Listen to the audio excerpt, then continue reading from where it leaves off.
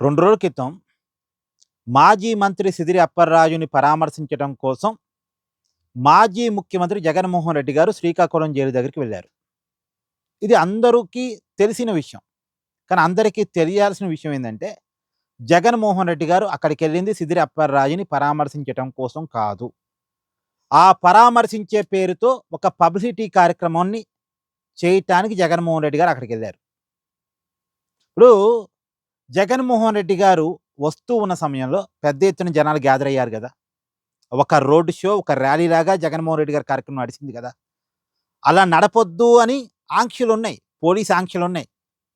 జగన్మోహన్ రెడ్డి గారు మీ పర్యటనలో గతంలో జనాలు చచ్చిపోయారు గాబట్టి, మీరు పరామర్శ యాత్ర కోసం పర్మిషన్ అడిగారు గాబట్టి, పరామర్శ కార్యక్రమంలాగా చేసుకోండి. మీరు ర్యాలీలు చేయొద్దు, రోడ్ షోలు చేయొద్దు, జన సమీకరణ చేయొద్దు. కాన్వాయ్ ర్యాలీలు చేయొద్దు. రోడ్డు మీద హంగామాలు చేయొద్దు అని ఆల్రెడీ పోలీస్ ఆంక్షలున్నాయి.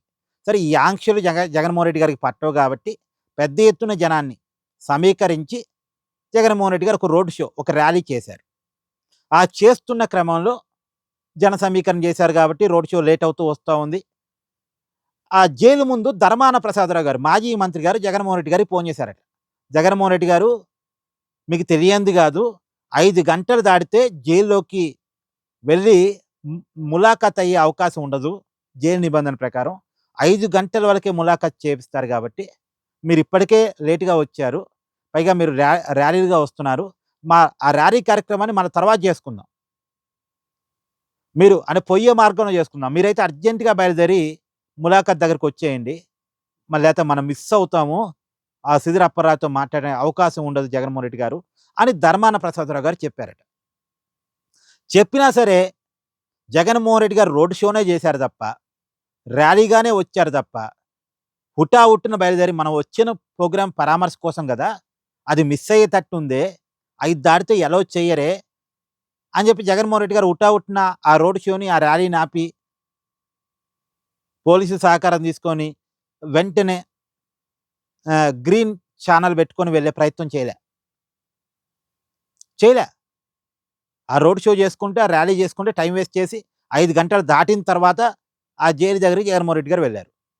కలవటానికి అవకాశం లేకుండా పోయింది. సరే ఇప్పుడు లేట్‌గా పోయారు పోనీయండి.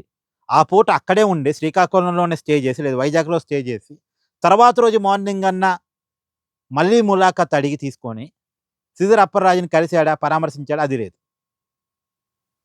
అది లేదు. ఇది లేదు, అది లేదు. అంటే జగన్మోహన్ రెడ్డి గారొచ్చింది సిదిరి అప్పర్రాజుని పరామర్శించటానికి కాదు. ఆ పేరుతో ఒక హడావుడి క్రియేట్ చేయటానికి, ఒక పబ్లిసిటీ కార్యక్రమాన్ని ఏర్పాటు చేయటానికి. ఇదంతా కూడా జగన్మోహన్ రెడ్డి గారు తన ప్రచారం కోసం చేసుకున్నటువంటి ఒక యాత్ర. ఎందుకు ఈ ప్రచారం కోసం హడావుడి యాత్ర అంటే, భోగాపురం ఎయిర్‌పోర్ట్ ఓపెనింగ్ ఉంది. మోడీ గారి సభ ఉంది. మోడీ గారి సభకి జన సమీకరణ కూడా చేస్తున్నారు. కాబట్టి ఇప్పుడు చంద్రబాబు నాయుడు భోగాపురం ఎయిర్‌పోర్ట్ కట్టాడు అనే చర్చ వస్తది. జన సమీకరణ, మోడీ సభ ఇది ఉంది కాబట్టి దీన్ని డైవర్ట్ చేయాలి. దీన్ని డైవర్ట్ చేయాలి. జగన్ చుట్టూ రాజకీయాన్ని తిప్పాలి. జగన్ ఒకడున్నాడు అనే విషయాన్ని రాష్ట్ర ప్రజలకు మర్చిపోకుండా చేయాలి. కాబట్టి ఈ ప్రయత్నం దానికోసమట. ఇప్పుడు ఇదే చర్చ నడుస్తుంది ఆంధ్రప్రదేశ్ రాజకీయాల్లో. మీ అభిప్రాయాన్ని కూడా కామెంట్ చేయండి.